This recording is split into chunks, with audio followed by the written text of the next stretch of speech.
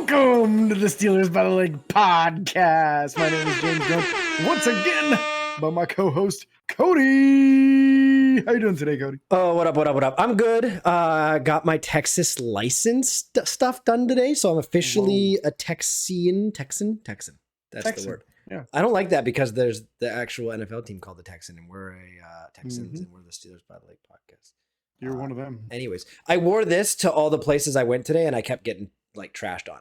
It was fun. I wore it to the courthouse here in the town that I live in, and then also the DPS. So that was a good time. But yeah, I'm good. James, how are you? I'm good, man. A little tired. It was a long day at work, but nothing a little bang energy drink can't take care of. Nothing a little Ma energy drink can't take care of either. Make sure you check out Ma. I'll put a link somewhere, maybe. We'll see. Anyways, all right, we're here to talk Steelers news. We're not going to drag this out. This is the pregame stuff. It's nothing crazy. Steelers did sign running back Jason Huntley to the practice squad, and they released safety Scott Nelson from the practice squad. And then they went back around and signed Josh Malone, wide receiver Josh Malone, to the practice squad as well. So that's it there for Steelers roster moves. And then there's some injuries as well. James, do you want to go over the Steelers injuries, and then I'll go over the Dolphins? Yeah, real quickly here, Jason Huntley was previously on the practice squad and was moved around this last week with all the injuries to the secondary. So it's a good sign with Scott Nelson being released. That means it's more likely that Mink is going to be ready to play, and you're not going to need the extra safety. Also, wide receiver Josh Malone, former 4.40 40-yard dash. So some speed with Josh Malone. Good size, too. I want to say he was like a 6'3", 280-pound guy. Good size. So let's talk Steelers injuries first. There's a lot going on, right? This is like the walking wounded. It's a long list going on right now. So is the Dolphins, just so you know. Yeah, so is the Dolphins. Thank goodness. First off, it's not on this list, but I'm going to talk about it. The Marvin Leal posted on his Instagram that he'll be back soon. Also, he was at the Steelers fashion show thing. Yep. No crutches, not limping. So whatever the knee injury was, appears to be on the lesser side of significance. So I would expect him to be back after the minimum of 4 weeks. So there's that. Now, number one, Kenny Pickett. He is a full participant in practice both Wednesday and Thursday. Now, what I understand in this is that he was never officially diagnosed with a concussion. He was in the concussion protocol, correct, but never actually diagnosed with a concussion, which is how he was able to be a full participant Wednesday and Thursday. So it seems as though he's finishing up the protocol and looks very likely to start for us on Sunday versus the Dolphins. Yep. Number two, Cameron Sutton with the hamstring. He was limited on Wednesday, but upgraded to full on Thursday. So that gives us a chance of him being available versus the Dolphins, which would be incredible because we really need to get some of these corners back. Yep. Same story with Ahkello Witherspoon. Went from limited on Wednesday to full on Thursday. Phenomenal. So trending in the right direction there also. Levi Wallace also coming back from a concussion, the other corner. Yep. Full participation both days. So that looks very promising for him to be ready as well. James Pierre has a hip injury, was limited in practice both days. So it looks like we might get the starting three back and then be down James Pierre, which is just the way that works these days. Yep. But if you get the other three back or even two of those three, then I'm not so worried about it. Yeah, because then you got Arthur Millette, Josh Jackson. Those guys are available. So Yeah, so we're all right. Miles Jack was a full participant on Thursday with that ankle injury. He was only limited on Wednesday. So again, trending in the right direction. We were really hoping that was something he could come back from. Because he did play for a significant amount of the game after injuring the ankle. And eventually it just got too painful for him to continue. So keep an eye on tomorrow's injury report. That's going to tell you a lot. If he's full again tomorrow, that's a great sign, and he's almost guaranteed to play on Sunday. Yep. Past him, Mason Cole, who has just been basically injured all season long. The poor guy's been playing hurt. Went from limited to full, so he's probably going to play as well. Steven Sims, unfortunately, did not participate on Thursday with the hamstring. Same thing Wednesday. So I'm going to say that he's basically out. So look for Gunnar Olszewski to get a chance to redeem himself in the return game and be ultra motivated to do so. So I wouldn't be surprised if we get some real nice returns out of Gunnar because he's going to be fighting to keep his job. We'll see how significant the hamstring injury is because Calvin Austin III has one more week where he can come off of the IR after being starting the process, the 21-day process, like a week and a half ago. So he doesn't have to come off this week, but he does before the following game. Otherwise, he's done for the season. Yep. Fryermuth, full participant both days. I need that Pat's for fantasy football. Yeah. Let's go. We need that to get the season turned around, buddy. I mean, hey, Gentry and Hayward did well last week, so we talked about that. They did, so, but I still think it's a significant upgrade with Fryermuth in there. Agreed. Yeah. So happy to see him trending in the right direction there.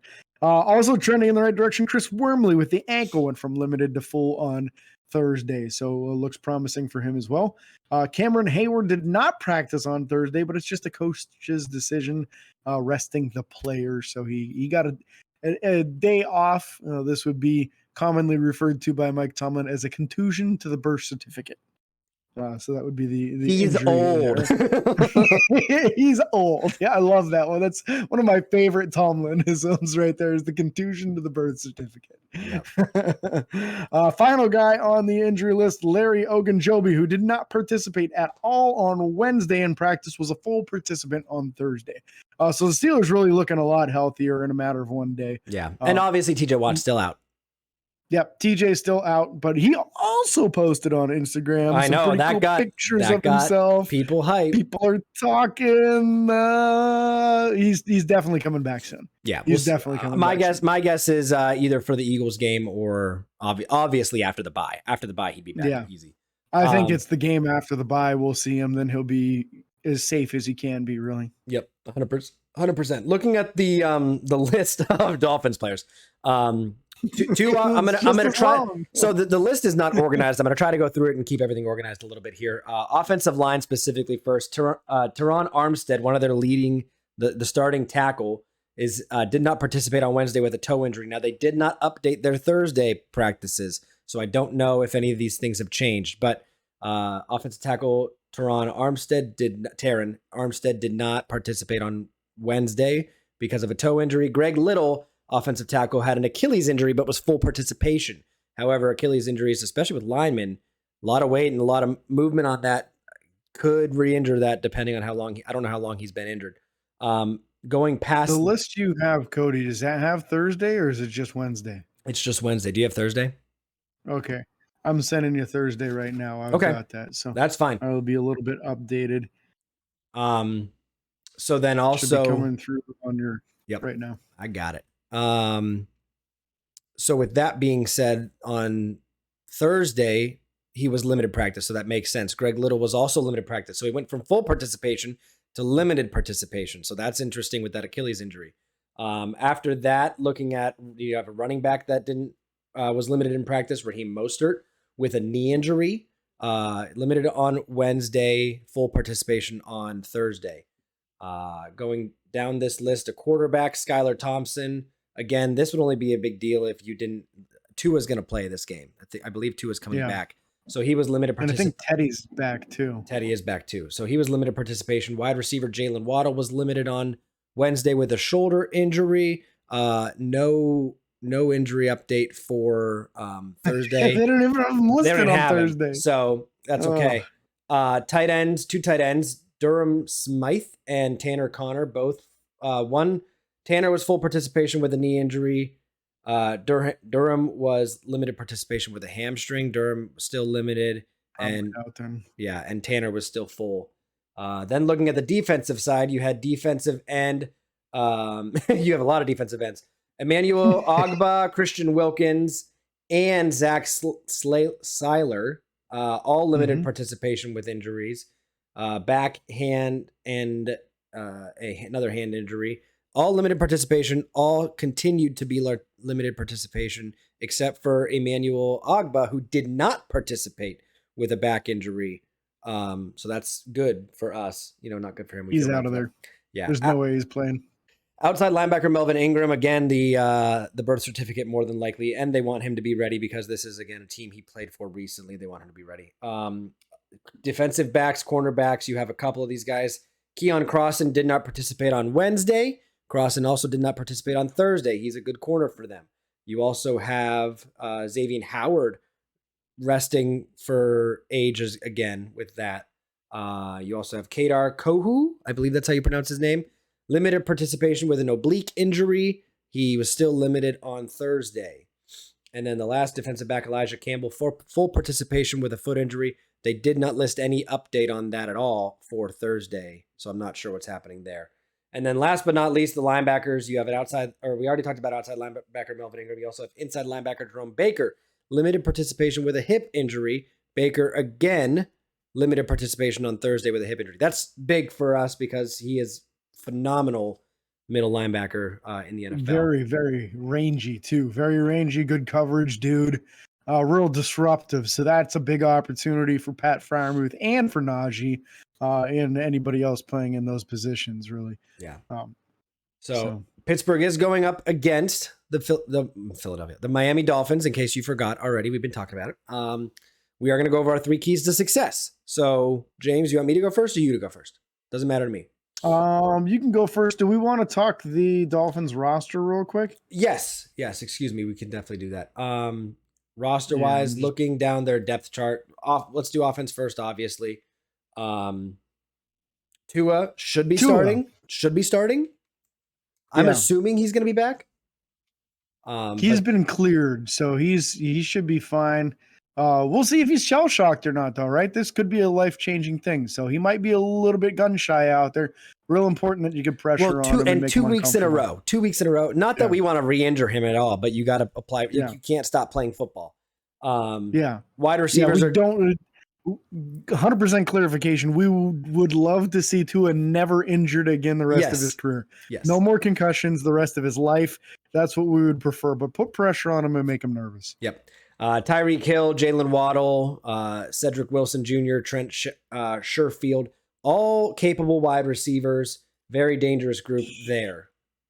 Speed for days. Is one of the fastest wide receiver groups in the entire NFL. Very important that our DBs are on their P's and Q's and not letting people deep on them. Absolutely. Fullback or running backs, excuse me. You have Raheem Mostert, Chase Edmonds. That's a dangerous backfield because Myles Gaskin's also there as well. So very dangerous backfield there. Fullback, Alec Ingold, very good blocking fullback. Miami's one of the better teams when it comes to using their fullback and having them block. Kind of jealous of that. Mike Gesicki, tight end. You all know him, Penn State boy. Good player. Very Penn State. Very good player. And then their offensive line, minus the Hurts, Greg Little and Teron Armstead, the starting tackles, both being injured. Connor Williams, the center, Robert Hunt, and Liam Eichenberg at the guard positions. Interior line is very good, but the exterior or outside is hurt. So I didn't know Eichenberg got moved inside the guard. Yep. He was a tackle prospect when he came out. Yep. So there's a lack of length. This is a game for Alex Highsmith to go off. What are you talking about? I did not freeze. I know you didn't freeze. What? I didn't. I know I did not freeze. If Liam Eichenberg got moved to guard due to a lack of length, which is usually the issue when a guy moves from tackle to guard, he's going to be at left guard. Guess who he's going against all game? Cam Hayward. Cam Hayward gets another guy with short arms, baby. And Alex Highsmith is going up against no names. Literally, they don't have a second string left or right tackle listed with both of their tackles hurt. So obviously they have someone to play those positions, but that's a big question mark moving forward. I see Austin Jackson listed as a backup tackle. Okay.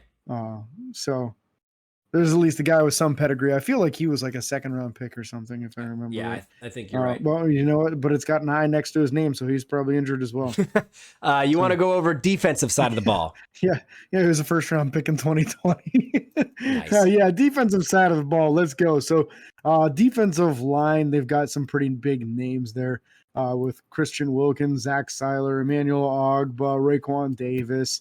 A lot of high pedigree guys, but if these names sound familiar, it's because Cody just listed half of those dudes on the injury list. Yes, I did. So definitely some impact there. from the injuries on who's going to play, there might be some opportunities to take advantage of some of these backups, maybe establish the run, get the run game going a little bit, which will open up the passing lanes for our boy Kenny Pickett, man. Hopefully he can really blow up a little bit more again. The linebacker unit, we've got Jerome Baker, of course. We talked about him being on the injury list.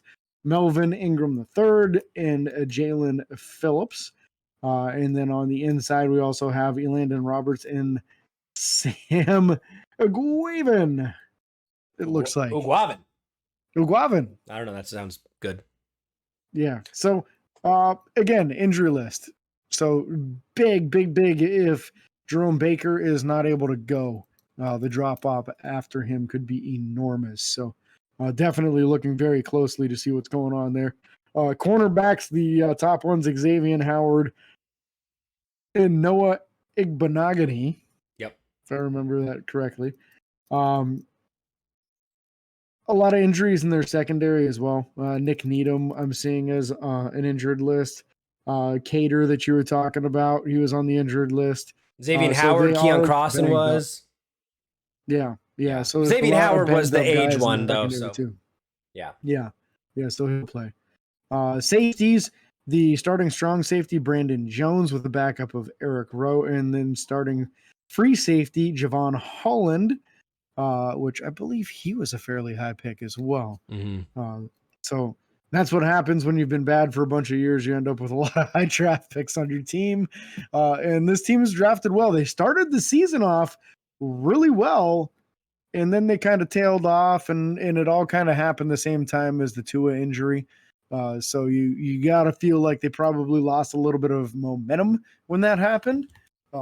But there's a real opportunity. They haven't bounced back yet. So if we can get them while they're still trying to bounce back, maybe you crank off a little win here, get back to 3-4 and respectability in the division here. We're only a game back right now. Yeah. The division is still very close.